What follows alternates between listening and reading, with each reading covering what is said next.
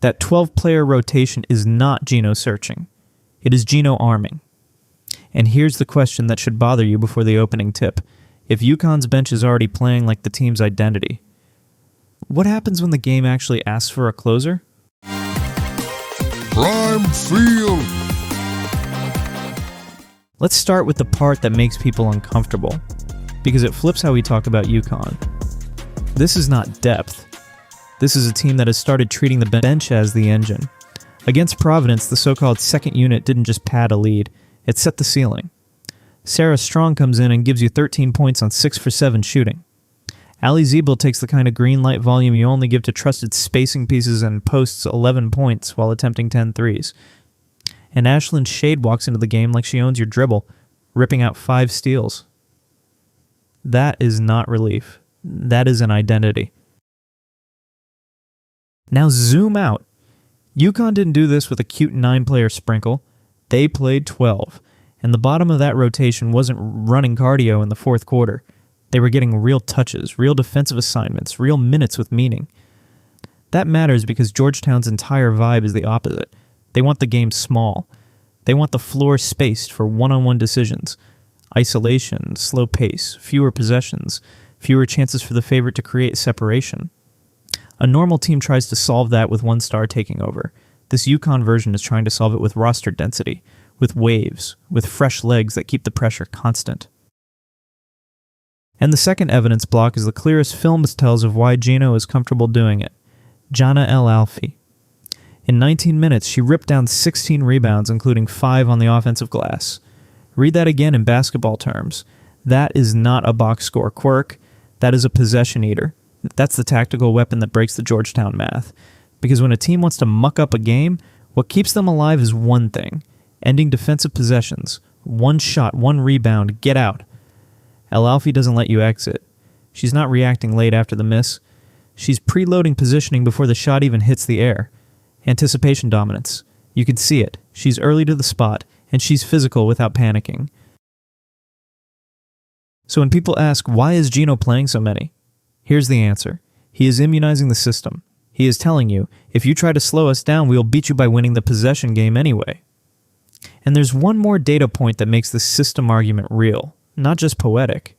UConn put up 26 assists from 9 different players against Providence. 9. That's not a team with one brain. That's a team with multiple initiators, multiple decision makers. It means your scouting report can't just say to take away the point guard. There's no single point of failure. So the thesis is simple.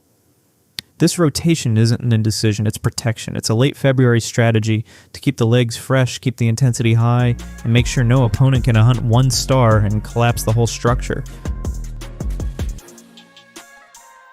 Now to earn this, you have to take the other side seriously, because the obvious counter is real.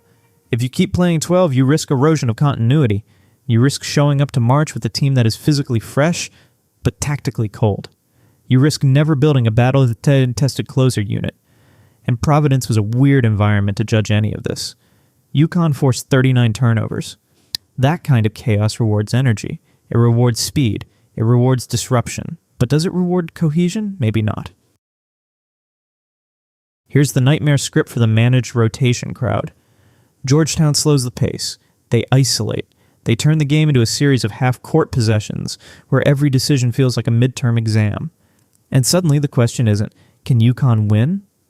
The question is, can UConn execute late with the right 5 under real pressure?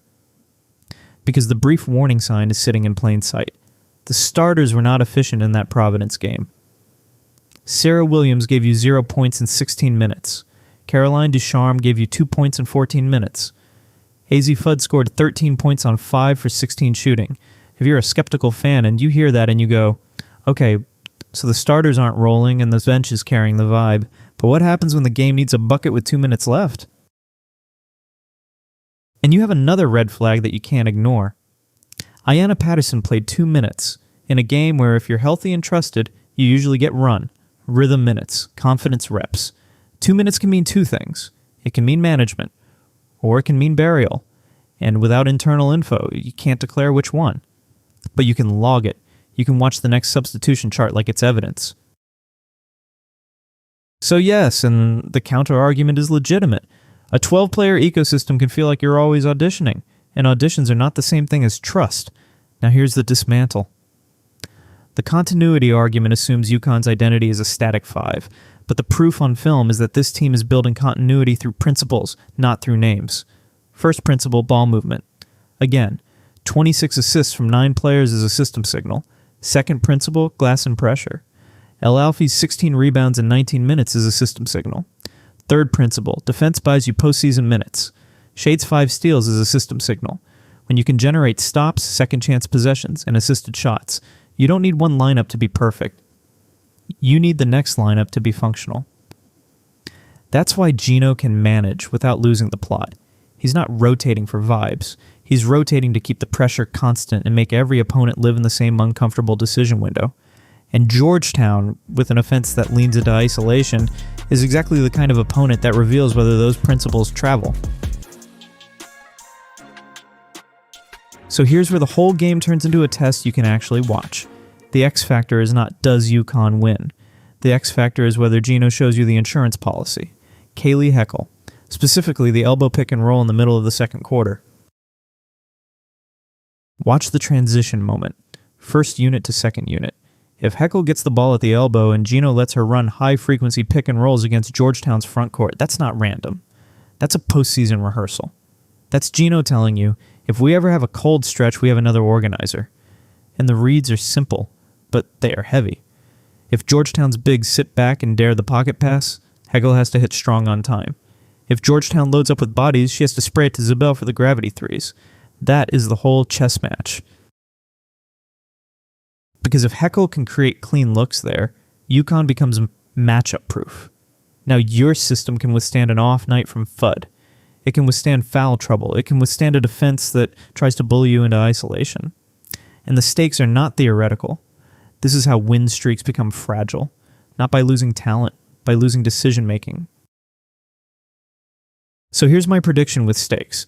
If Heckel runs that elbow action and you see two things, strong pocket passing to strong, and kickouts that create Zabel rhythm threes, then this 12-player rotation isn't a late-season experiment. It's a championship structure. But if Georgetown can jam that action, force Heckel into hesitation, and push UConn into contested late-clock isolation, then the system immunization story has a crack. And that's where the closer question gets dangerous, because the last real high-stress fourth quarter this team had was Villanova on February 18th. If Georgetown somehow keeps it close late, you're going to learn something we haven't seen in a while. What does Geno trust? A tight 8 or managed 12? And there's a simple way to spot it without overthinking. By the middle of the third quarter, if you see deep bench pieces getting real run, Geno thinks the game is solved. If you see starters still on the floor deep in the fourth, something unusual happened.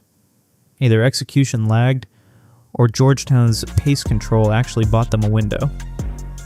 That's the film room scoreboard. Core takeaway. This rotation is not a search for answers. It is Geno building a system that wins by waves, not by one star. Now you tell me this after you watch. In the middle of the second quarter, does Geno put Kayleigh Heckel on the elbow and let her run the pick and roll like a primary? Or does he pull the ball back to the usual hands? Because that one decision tells you whether UConn is managing February or preparing to close March. Prime Field.